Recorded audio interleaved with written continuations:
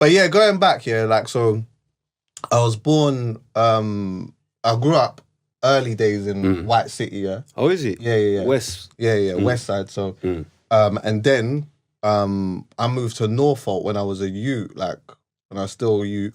And like these times now, like that area was a predominantly white area. So I've come from one to a different type of extreme. One you get what I'm extreme saying? to another. And the school that I went to was predominantly white. How the fuck was that? Bruv, it was mad. Like, it was mad, bro. Like, my year was like the first year where things started to happen. Like, you know what I mean? Were they being racist towards you? Did you find that? There was like one situation in particular, yeah, where like I had some youth who was older. And imagine, when you're in year 7, a year 11 seems like a flipping big adult, innit? Big man. Yeah. So there was one year 11 that had said something to me, yeah? And I didn't, at the time, I didn't really know how to deal with that. But I came from a big family. And I remember sitting down and talking to like some of my family about it, like a couple of my cousins and like some of my brethren and whatnot that was from my area and whatever, yeah. And they took that very seriously. So that situation was addressed, yeah? And once that was addressed... Pattern. Yeah. Then all of a sudden, I'm popular in school now. I'm popular in school. I'm going from having one little brethren and that now, and people now want to be my friend. Yeah. You get what I'm saying? It's like Skinny Man had to break down. Yeah, you understand what I'm saying? You had to address that up. But you know, like it was one of them ones still, and I'm sure that he'll always remember that. I remember the brother still, but I had a brethren, yeah, that like was into the same shit as me. And we was all like on the MCing thing or whatever, and like. Oh, did you start off MCing? Yeah. Yeah, I started off MC. Well, you know what? To be fair, yeah, my dad was a sound man, so I grew up watching him leave the yard saying, "Rah, I'm playing out tonight." I used to always hear him say that I'm playing out tonight or whatever. I might have to stay at my grand's or whatever, yeah. And then, so like, he inspired me in some way. And I used to always be on my cousin's estate, White Flats, which was in Hanwell. And there was a brother called Jason Speed, who we used to always go to Jason Speed's yard to just fuck around on the decks or whatever. He had like bare brothers and that. My cousins and all of them used to live around there. But enough of them would leave, and then I would stay there, and he would teach me properly, right? So I learned how to DJ, and then I was like the DJ, and my crew had a crew called Fatal Attraction. Yeah? So I was the DJ in it now. These men are like spitting bars and all of these type of things. And then I remember thinking to myself, these men are just chatting shit. Like, I can do that. I could chat shit. So I'm listening to the radio in that, Teeth in couple man's lyrics and that. You get what I'm saying? Teeth couple man's lyrics now. And I've gone back to where these lot are. Then I'm saying the lyrics that have Teeth. In a heavier weight. Yeah, exactly, yeah. And they're loving it. So now I'm like, nah, I need to write my own shit down. But then there was an under 18, right? So imagine I'm still their DJ. I'm still the DJ to begin with, yeah? But then there used to be an under 18 that was going on, and like, my brethren, like one of the guys that was in my crew, used to always say, "Rah, like, come." And I just wasn't on it. I don't know why. I just wasn't on it. Like, one particular Friday now, I said, you know what, fuck it. I'll go. So I've gone with him. And then I remember thinking, right, like, it was mad. Like, everyone's all dancing around. It just felt weird, yeah? So then, like, there was a MC on the stage, and I just gone to the stage, and I said, is it all right if I could, like, spit some bars in that? So he's like, always confident then. Yeah. He's always bloody confident. It was like, yeah, cool. They gave me the mic now, start chat 2 lyrics and that. Now the crowd's going mad, whatnot. So then the promoters asked me to come back regular, and that's how I ended up, through that under 18, yeah, that's how I ended up meeting flipping Heartless Crew, DJ EZ, Big up So Heartless, Solid Crew. Big up Because EZ. these man, So Solid was doing their thing.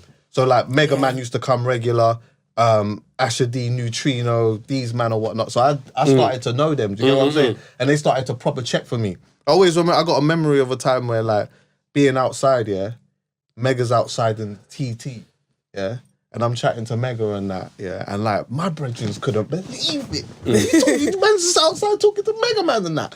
But I just knew these guys, innit? And so like I feel like any time I was ever at a different under 18, they always remembered me. You know what I mean? And I always just stayed in touch with them or whatever and was super keen. So from then, I was like, you know what? I want to just do this music thing. And I ended up like, I was quite popular in my area. I didn't realize at the time I was popular. I think it's only until like years later when I look back I realized like how much, because I'm thinking people are coming to this under 18, yeah? And when they go home, they're not thinking about me or anyone else. They're just doing their thing, innit? But nah, like when you go, the MC and the DJ is an important part of the whole thing. Of course. You understand what I'm saying? Yeah. So yeah, I just started building off that. But when grime was like really doing its thing, I loved grime, but I just didn't want to do that. I preferred watching them, and I reverted back to DJing. So I was like, you know, collecting dancehall music and flipping rap and whatever I could. And then also just looking at what we had, like, because I was always on that, like, who's doing what. Even though, like, certain areas had beef and all of these type of things, yeah, I was always on this thing of, like, the Americans and that are doing their thing. And I know that we all, there's issues and all this type of shit, yeah, but, man, we're kind of flipping, like, we're lit, though. I was always thought that. I always just thought, like, like, there's something special about what we're creating and what we're involved in. I just didn't know necessarily how to make the most of it at the time. I just always went with what I felt was the vibe for me. Right. You know what I'm saying? So yeah, like I ended up watching the grime not do their thing. See, like with the Eskimo dance, I used to DJ them. I used to do the R&B and hip hop set along with Double D Experience, and these men used to come on afterwards and start doing. Was that before the Angel thing? This was all before Angel, yeah. So I started building up my name as a DJ. And like now I'm doing things like mix CDs, yeah.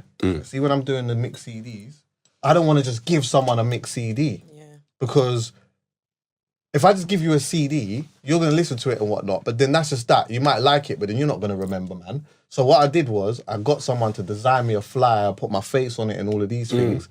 And put my BB pin and all of that. And again, BB, you know. See, when I was doing this, yeah, I remember when I was giving out the CD, at first some people was like, like, look at him, he thinks he's that. Like, and then now look. It wasn't that. It was more of a thing of, I just wanted to give you something.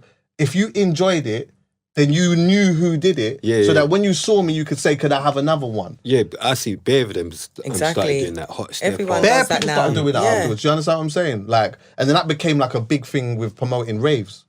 Yeah, so I was doing that. I was like doing a couple raves and whatnot. And I remember I used to see you, man, like, remember a couple times, yeah, Ministry. Be outside Ministry. Yeah, I see spray outside Ministry. Definitely saw us. And this is the thing, yeah. Definitely saw us outside and inside. Outside and inside. I saw you do a madness outside.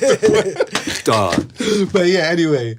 Do you know what, yeah? I just was a fan of what the man them and that was doing. Do you get what I'm saying? Like, the best way to put it, yeah, is, see, like, if I bumped into like an American rapper or whatever, it would never give me the same feeling that I would get if I saw a Jamaican artist. I remember when I first saw Buju Banton, Blouse and Skirt, blah, I'll tell you about that. But when I saw some of the other man them, even though some of them felt like my peers or they were local or whatever, it was more like, yeah, like, right, that's Dizzy.